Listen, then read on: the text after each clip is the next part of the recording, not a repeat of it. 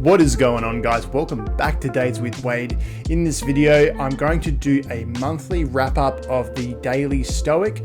I bought the Daily Stoic around 2 years ago because I was always interested in Stoic philosophers such as Aristotle, Plato, and Socrates.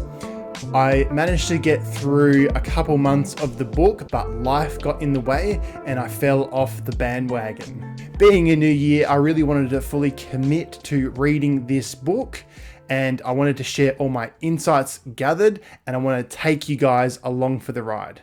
So January is called Clarity, and essentially this chapter focuses on the most fundamental concept of Stoicism, which is focusing on what you can control and what you can't control. Starting off with day one, there was one part that stuck out to me. The recovery community practices something called the Serenity prayer. God, grant me the serenity to accept things that I cannot change, the courage to change things that I can, and the wisdom to know the difference. It's interesting how that this is not a book on Christianity, but there are a lot of Christian principles within the book, and Jesus gets referenced quite a few times as well.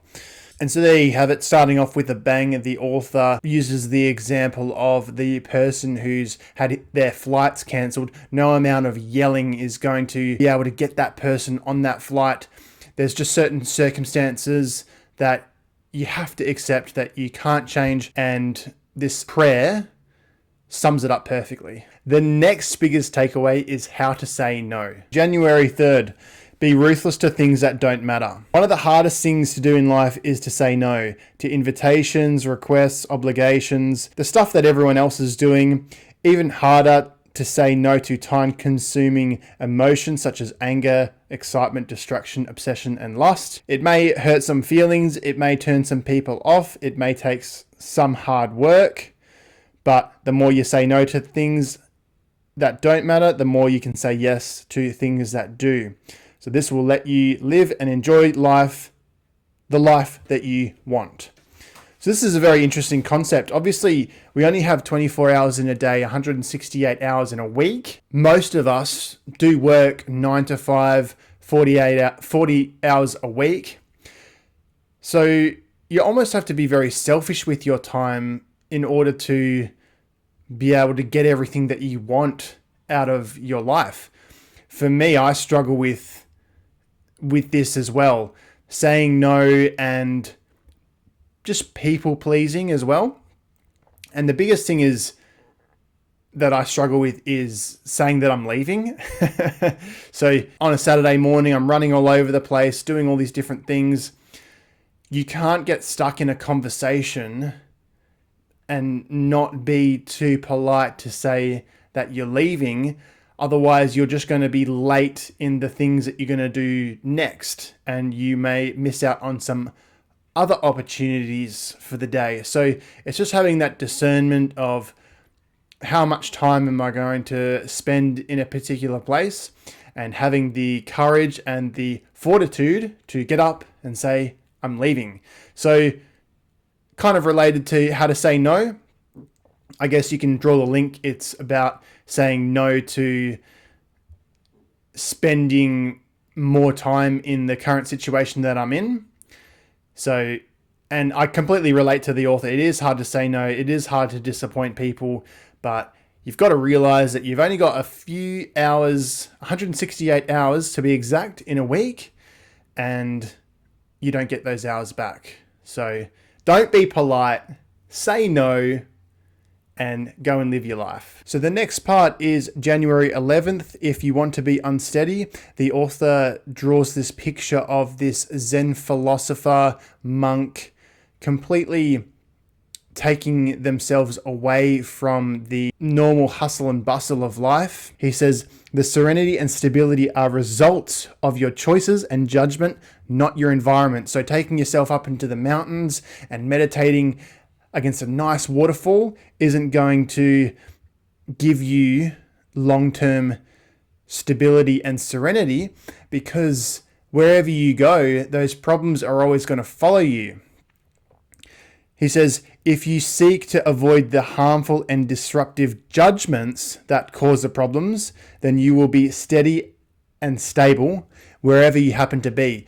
So with Stoics, they weren't these people that hid themselves away and were recluses. They were the soldiers going into war. They were the wives waiting for the husbands to come back.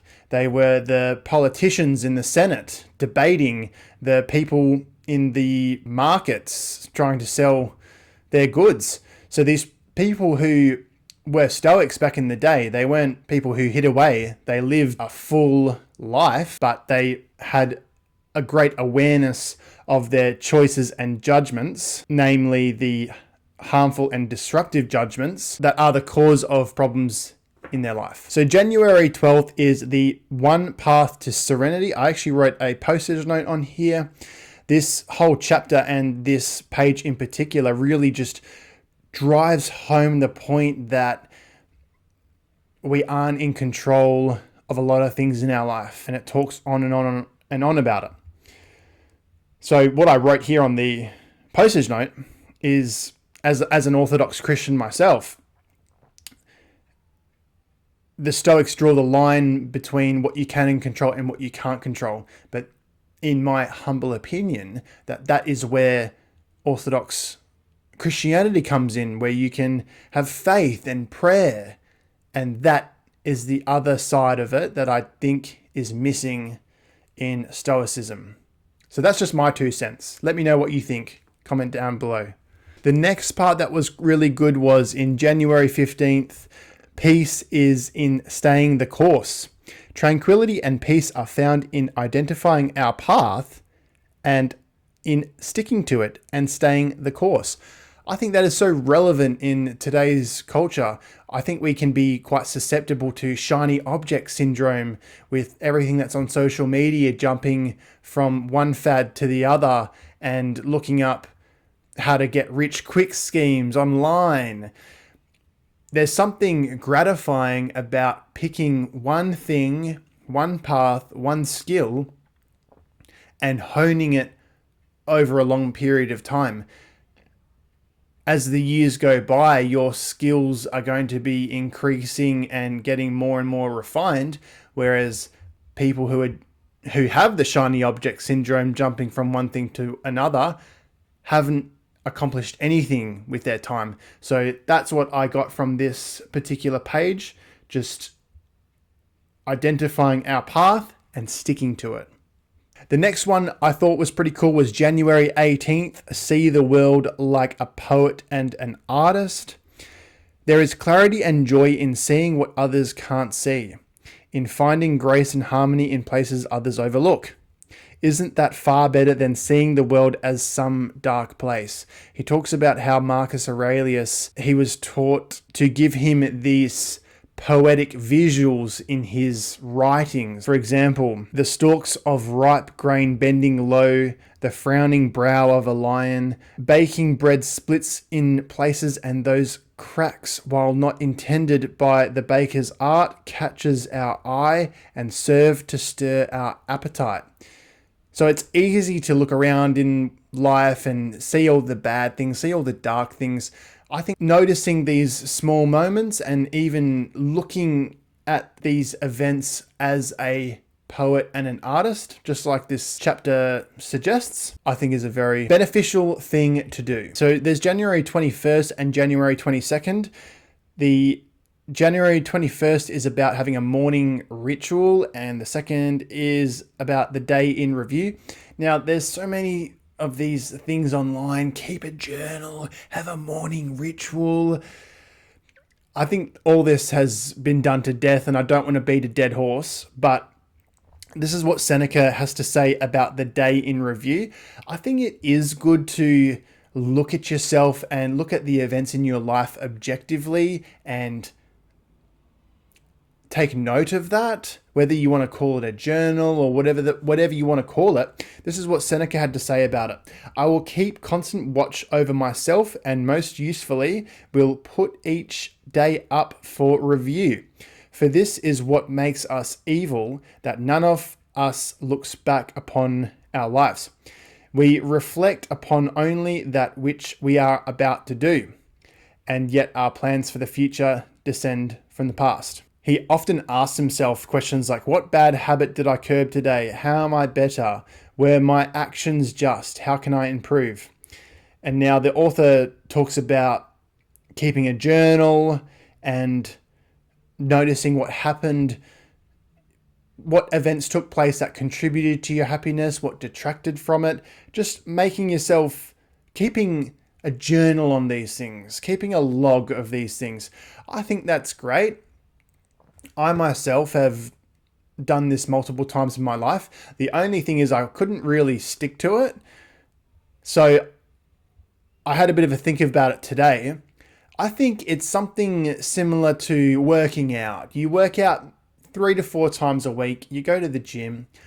I think journaling or self-reflection can be similar to that. And just get the main points down. I think people can get very uptight and strict about these types of practices to the point where it becomes a burden rather than a help. So I think definitely writing down events in your life, these main things that happen per week, can be great for processing the information and finding out what to do next. But obviously, if nothing's happened that day, there's no point in writing a journal about it. But there's a balance there. And where is that balance? I don't know. That's something that you guys are going to have to decide for yourself. But there is definitely value in keeping some sort of review. But how you do it is up to you. So January 29th is keep it simple. Marcus Aurelius says, at every moment, keep a sturdy mind on the task at hand. As a Roman and human being, doing it with strict and simple dignity, affection, freedom, and justice, giving yourself a break from all other considerations. You can do this if you approach each task as if it is your last, giving up every distraction, emotional subversion of reason, and all drama, vanity, and complaint over your fair share. You can see how mastery over a few things makes it possible to live an abundant and devout life. For if you keep watch over these things, the gods won't ask for more. And the author says, find clarity in the simplicity of doing your job today. I just love this concept of completely focusing on the current task at hand. It is almost a way to completely melt all anxiety and all other worries about what's going to happen in the future or what happened in the past. It completely propels you into the present moment where you can focus on the simplicity that's in front of you. Many times we engage in a massive feat, like it could be like a marathon or a hike. If we start, or a project at work, if we start off by looking at how far we have to go or where we are in relation to the finish line, we're going to just get completely discouraged and disheartened. What this is saying to do is to attack these things with just the present moment in mind, one step in front of the other, not so much what you're going to do for the entire year or the next 10 years if you're a real psycho. But to take Marcus Aurelius's approach is somewhat calming. No matter what you're doing, just finding peace and simplicity in the task at hand, doing your job and doing it well. All right, guys, thank you so much for watching. This was the month 1 review of the Daily Stoic. If you guys want to check it out, you can find these books anywhere. Ryan Holiday has been around for a long time. Thank you so much for watching me blab on for a little while. This video is sponsored by the Ultimate Underwear Club. These are the best undies on the market. It is my brand. I know I'm biased, but we have the Ultimate Pouch, the No Ride Up bands, the Crack Cooling Vent, the Anti-Chafe gliding panels. So if you're a guy, head to ultimateunderwear.club. You have to find out what these things feel like. Guys, thank you so much for watching, and we'll see you guys in the next one. Peace.